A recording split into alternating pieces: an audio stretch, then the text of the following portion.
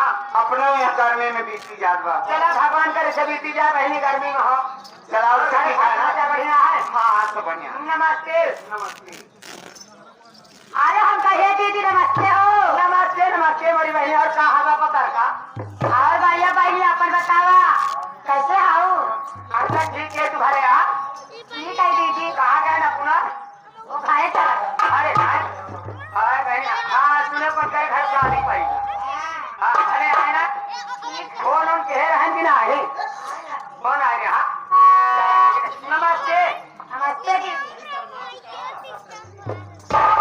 ये बहनी हम कहे नमस्ते। नमस्ते नमस्ते। और बताओ बहनी दूसरा बारी सब ठीक बा। ये जाला कि सुगा में जा समझ का। अच्छा ना बहनी विजय भाई ठीक है। ए हाँ ये बतावा बोला गेहूं और भूसा उसका काट देगा। ले बहनी गेहूं बता रहे हूँ सब चढ़ाई दे और चटाई गई। ये भैया लेकिन अब तो पूछे वाली क्या पूछे क्या पूछे सही है यार। कहाँ से आवत हूँ कहाँ जाबू। ए दीदी हमारे ग्राम सभा रामापुर बाजार गौरव प्रतापगढ़ से आजा बहनी ग्राम सभा नहरमाऊ में हो। नहरमाऊ में मेरे घर मालिक पटेल जी है ना। अच्छा पटेल जी। हाँ उनके खेते रही परिवा कोई तरह के उपलक्ष्य में मान्य मास्टर धर्मराज और हमारे मैनेजर बनारसी लाल हीरो साहब बहनों ने पार्टिया है या तो मैंने पूरी खावल पूरी बेला उससे नाचा देखा बे दीदिया लाके खचा हूं लाके ले जाओ जाऊँ का हम तो अकेले जाते रहे कहाँ चलू का। अरे पर हमारे पास लिया चला चला वो तेरी फिर ऐसे नहीं चला चल जाए। क्या हमारे अशोक जात आएंगे निकल जाए चला रास्ता देखे आए हमार पुरानी लड़ाई कहा हो निकल जाए चला लप से पहुंच जाए ना टंकी शुरू हो जाए चल देखा जाए चला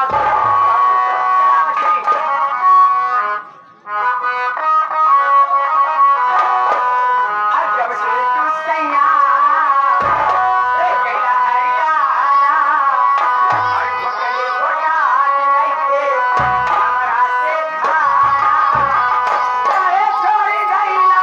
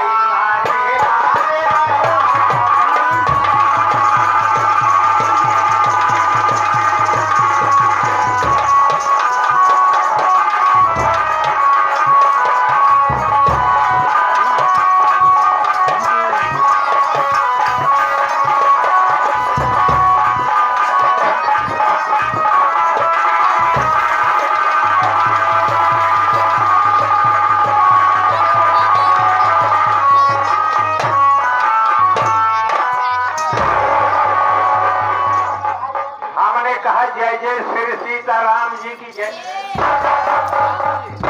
भगवती के घर रोका अंत में मसेदू लिखाते ही जय जय राम जी की। क्या कहा जाता है? अरे पागल, हम लोग आपस में भेद अखबार करती हो। कहने का मतबल आलपोट आप लोग अखबार भेंट करती हैं। ऐसे हम लोग पता है।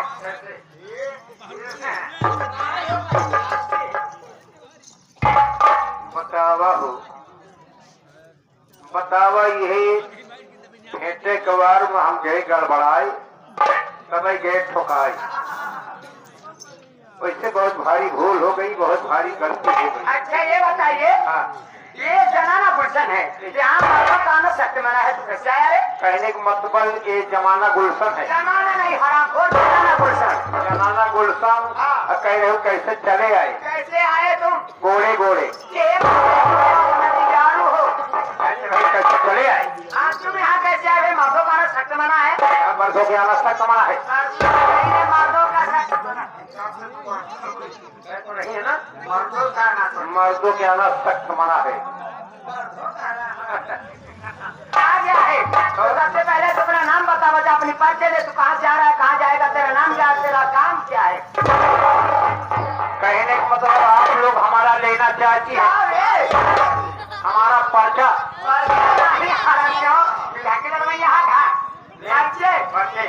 ये फिर कि हम कौन हैं?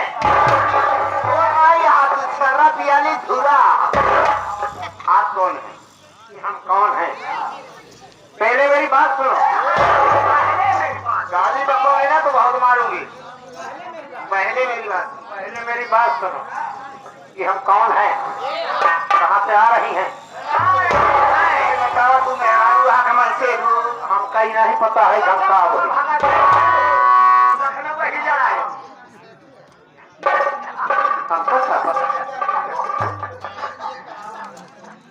मोनो यही कुल समझ भाई कि हम कौन है, कहाँ से आ रहे हैं। हमारा है रामापुर गौरव जनपद प्रतापगढ़ से आ रहा हूँ। जाते ही नौटंकी देखे।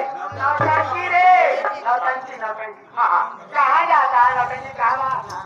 नहर मारू अच्छा जाते ही नौटंकी हाँ देखब अच्छा और रात भपूरी खाब। एक जो तार तुम हो जबरा खाता रहा वो कहीं हो गया। जैसा धोखा वो सब मांग के खाब। अब ले तू चारा जनी हमारे लिखे पर्चे बच्चे का नाम लेगा। अब तू चारा जनी मिल के हमका दे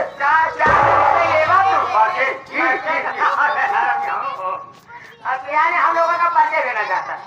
तो हम लोग कौन हो?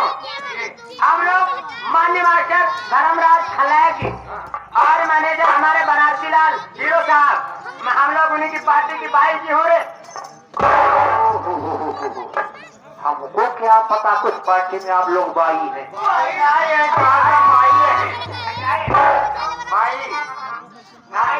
नाटकी नाटकी मैं समझ गया कहने वाला उस पार्टी में आप लोग नक्कटी हैं। अरे हरामी मुजरा करने वाली तवायफ जानता है? ओह मैं समझ गया। ये पहले बताइए तोहरे सबके गोल में जगह है? गोल में नहीं रे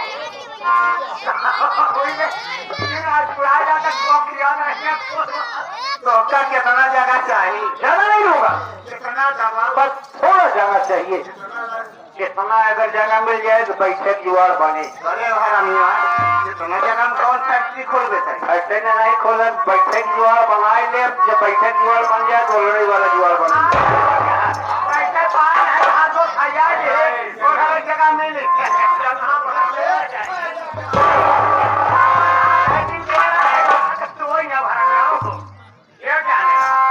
अच्छा तो ये नौकरी चाहिए, ये बात है। नौकरी करेगा देबू जी, देबू जी ना हरामी देवी जी। हम मुसीबत कमारे ही कम का सताए ही मरे बड़े खाते ही भूख तुम्हारे कच्ची ठेका तुम्हारे हम मुसीबत कच्ची ठेकाना होता है। अरे हराम खोर जो मुसीबत कमा रहा है, जब का सताया है, खाने से मर रहा है, तो घबरा क्यों रहा है? हम लोग के गोल में आ गया है। तुझे खाने की कमी नहीं मिलेगी, तुम्हें पेट भर भोजन मिलेगा और साल भर में 2 जोड़ी कपड़ा मिलेगा। और कितना लेगा? कितना लेगा? हम पैसा ले बैठ कर तोहार बात आजकल कुकरों पैसा नहीं पूछे। सही कहा। तो क्या लेगा? हम पैसा न ले, हम बल्कि पेट भर ले। लेकर पेट फोड़बे। अरे बाप रे, कह रही तो कब के रखे इतना बड़ा पेट में।